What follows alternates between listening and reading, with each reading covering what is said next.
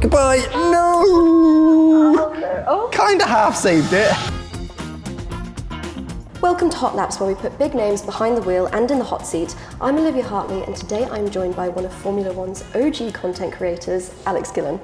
Thank you for joining us today. Thank you very much for having me. It's an amazing venue as well, to be surrounded by all these sim rigs. I feel at home. Well, yeah, you do so much sim racing, so you must be feeling like very comfortable in this environment. Absolutely, yeah. This is my home, and it's a proper sim racing setup here as well. So I'm quite excited to get in. I haven't driven it yet, so we'll see what we can do when I get there. For anyone who doesn't know that's watching, tell me a little bit about your career, what you're up to at the moment. So I'm a full-time content creator, primarily on gaming stuff, like mainly play the F1 game, sim racing in general as well, and then trying to kind of get into real life F1 and do some interesting things there, some kind of like analysis of it and kind of deep dives, I guess, into the behind the scenes of F1. I'm a massive nerd on that stuff. I love all the analysis and all the telemetry and all that stuff, so yeah.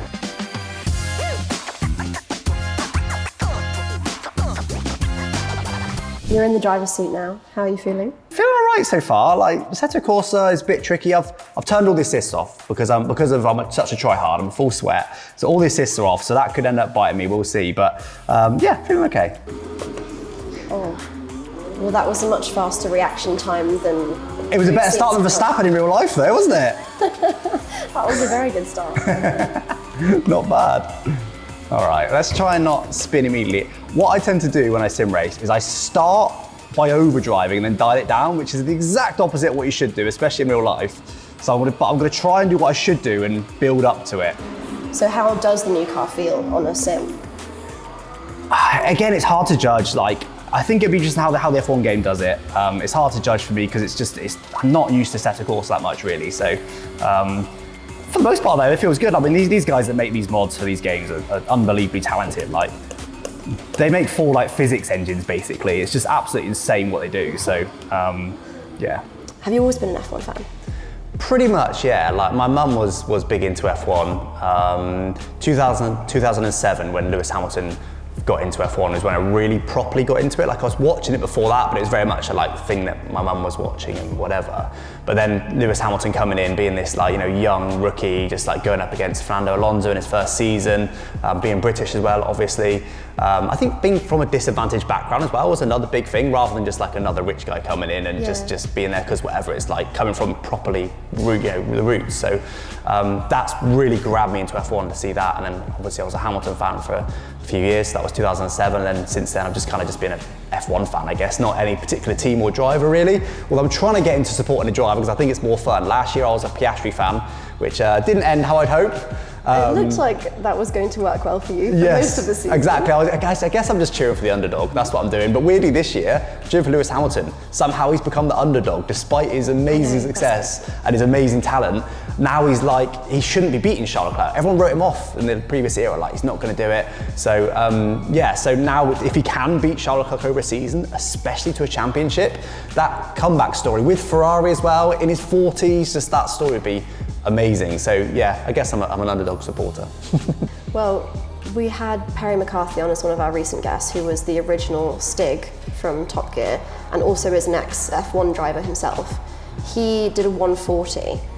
So do you think you can beat an F1 driver? I hope so, unless the game is a lot slower than what I'm expecting. I hope I'm going to be quicker than 140, yes, because that is theoretically, that 16 seconds off the real life pace, which seems a lot. I doubt the sim would be that far off, but equally, yeah, I mean, can I beat an actual Stig? I guess we'll find out. Was that my first lap, 140.0? What was Stig's lap again? I think you've already beat him. Oh no, not on this lap I haven't. There you go. Soon. Oh, good. Good. So that was my fault for not reporting the lap time to you. Yeah, it was, yeah. That spin was because you didn't report my lap time 30 seconds ago. I'll take that one. 100% on you, that one. I think. So I matched him with a standing start. Already be the top of the all right, well, leaderboard, now I've got to try and do an actual flying lap without spinning to actually set a half decent one then. Now, I will say though, these real life races, unless they're big into their sims as well, it is just very different. Well, yeah, he did say that as well. It's obviously now the F1 drivers are expected to do a lot of sim work as part of their training, but in his day, that very much was not a thing. It's kind of a bit of muscle memory to some extent, just to just to learn what the car's going to do. So I know, for example, based on my couple of laps and the fact that I know this game, Set Course is brutal over the bumps. So if I push too hard, particularly over the bumps, it's probably just going to spin me out, which is what happened last time. There's a bit of a nasty bump there and it got me. So I've kind of got to dial it back a little bit so that the car's not going to be leery over the bumps. It means I won't be the fastest in the world, but hopefully it means I can get under a 140. We'll see. This is looking really good, I think. Definitely shaved many seconds off despite the grass. And that is a 134, which puts you comfortably at the top of the leaderboard. Yeah, Stig who? And just under 10 seconds off Lewis Hamilton so far. So you mentioned that you're very into the technical side of the sport, the data and the analytics. This is such an interesting era of Formula One in terms of that side of it, with the brand new cars, the new regulations in 2026. Do you think there's anything in particular this year that fans should understand to enhance their experience?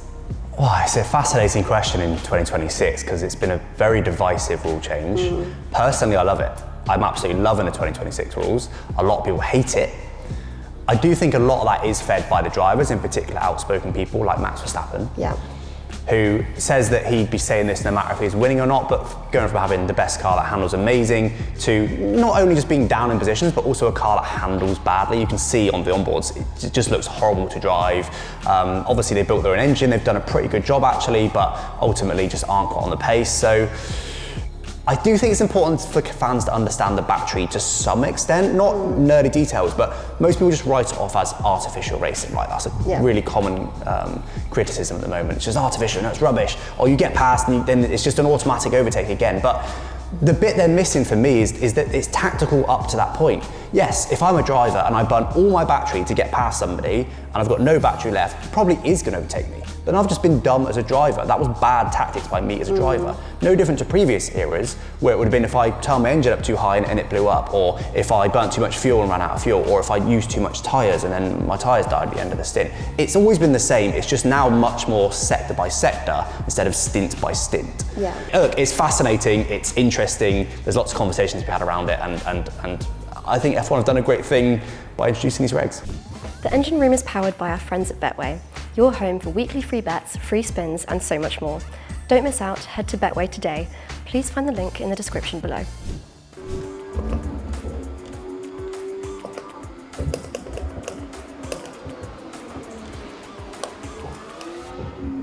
Hello! Don't do that to me. So close to the finish line. I caught it though, so You saved that's it. something, right? Any better? What have we got? 3/10. Yeah. Again, 3/10 is 133.7. All right, now we go full send. This one has to spin a lot now. That's better. That's not. Goodbye. No! Oh. Kind of half saved it. So I think if you stay on the track, that's a save as far as I'm concerned. It wasn't very fast though, I'll be honest. Right, can we do this flat? Ooh, not quite, no we can't. An attempt was made. Right, I might be able to squeeze one more lap in, so I need to get to the finish line ASAP and see if we can do something better. You started your career on the F1 game, doing a lot of sim racing and streaming that, and that's still a big part of your content now. What do you think the game gets right about Formula One racing, and do you think there's any areas where it's like still missing, where you can just, it's never going to be like the real thing? How long have you got? The official F1 game, I think, does a very good job overall. I think it's not a sim. It's not designed to be a sim. It's not designed to that F1 drivers can practice on it and learn the tracks and learn how their car's going to handle. That's not what it's there for, right? It's designed for a mainstream audience, but without going full Mario Kart, right? So I think they do a really good job, for the most part, of getting that balance. Sometimes they're a little bit off, but for the most part, I think where they aim, they're bang on, and they mostly do a good job of achieving that goal. I think handling-wise, it's not realistic, but I think for me, the wording I always use is, it should represent the sport as you see it on TV. Yeah. So it doesn't have to be realistic from a driver's perspective, it just has to seem realistic to a player. as long as it seems real to what you see in real life, I think then they do a good job of that. But although I will say, for F1 24 in particular, the handling was not good on that game, and I did not enjoy it, so they definitely can still get it wrong. But yeah, I'm interested to see what they do with F1 2026.